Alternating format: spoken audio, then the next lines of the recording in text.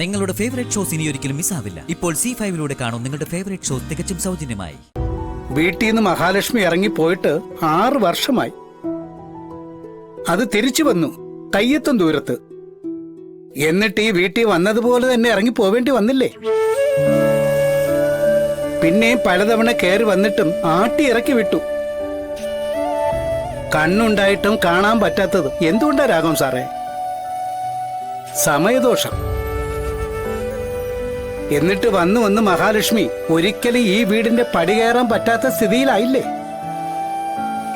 ഇതിനിടയിൽ സാറ് മരണത്തെ വരെ മുഖാമുഖം കണ്ടു.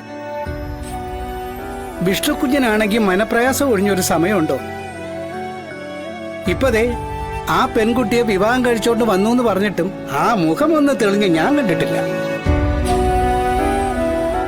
ഇപ്പതേ ശ്യാമക്കുഞ്ഞിന്റെ കാര്യം തന്നെ കണ്ടില്ലേ? ആ ശരീരത്തിൽ ജീവനുണ്ടെന്നേ ഉള്ളൂ. മുമ്പൊരാൾ ഇവിടെ ഇതുപോലെ കിടന്നത് സാറിന് ഓർമ്മയില്ലേ?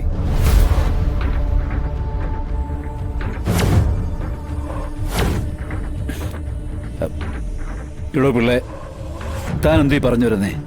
സാറേ, തുറന്നു പറയുന്നതുകൊണ്ട് ഒന്നും തോന്നരുത്. ശാപങ്ങൾ ഒരുപാട് കിടപ്പുണ്ട് ഈ വീടിന്റെ അടിത്തട്ടിൽ. അതൊക്കെ ഓരോന്നായി ഇങ്ങനെ പൊങ്ങി വന്നുകൊണ്ടിരിക്കുക. സുമംഗലികളുടെ കണ്ണീര് വീണ് കുതിർന്ന തറയായത്.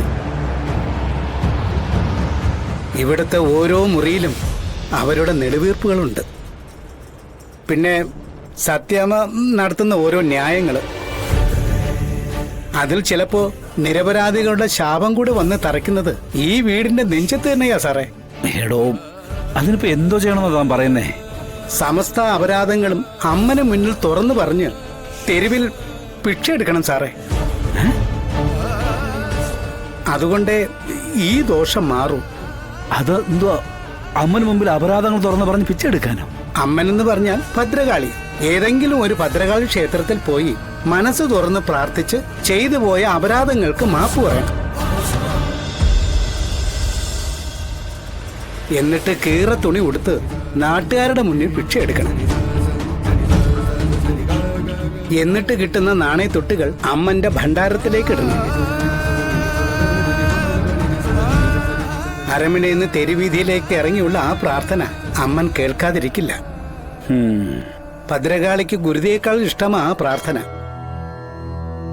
ഇട പിള്ളേ, കന്യാകുമാരിയിലെ കുട്ടിക്കാലം താനിതരം മറന്നിട്ടില്ലല്ലേ?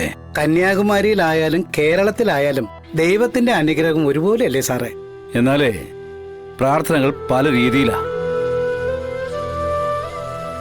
ശ്യാമയെ സുഖപ്പെടുത്താൻ ഗുരുതിയും ഭിക്ഷയൊന്നും അല്ല, ഇവിടെ ചികിത്സയും മരുന്നും ഉണ്ട്. സാറേ, നമുക്കൊന്ന് ആലോചിച്ചിട്ട്.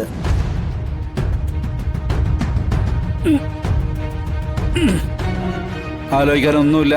ഇയാളൊന്ന് പോയേ. ഒരിടത്തൊന്നും ഇരിക്കാൻ പോലും സമാധാനം തരത്തില്ല. ചുമ്മാ ഓരോന്ന് പറഞ്ഞു നടക്കുക.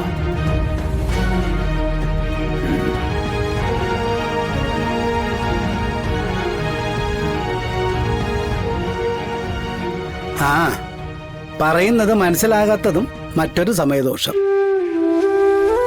ശ്യാമക്കുഞ്ഞ് എത്രയും പെട്ടെന്ന് സുഖമായി വരുമല്ലോ എന്ന് കരുതിയാ ഞാൻ. ജലപാനം പോലും ഇല്ലാതെ എത്ര കാലമാ പ്രീതിക്കുഞ്ഞ് കിടന്നത്. ശ്യാമക്കുഞ്ഞിന് ഇനി എത്ര കാലമാണോ ഭഗവാൻ വിധിച്ചിരിക്കുന്നത്? ഡൗൺലോഡ് ചെയ്യൂ C5 ആപ്പ്. കാണൂ എല്ലാ എപ്പിസോഡുകളും സൗജന്യമായി.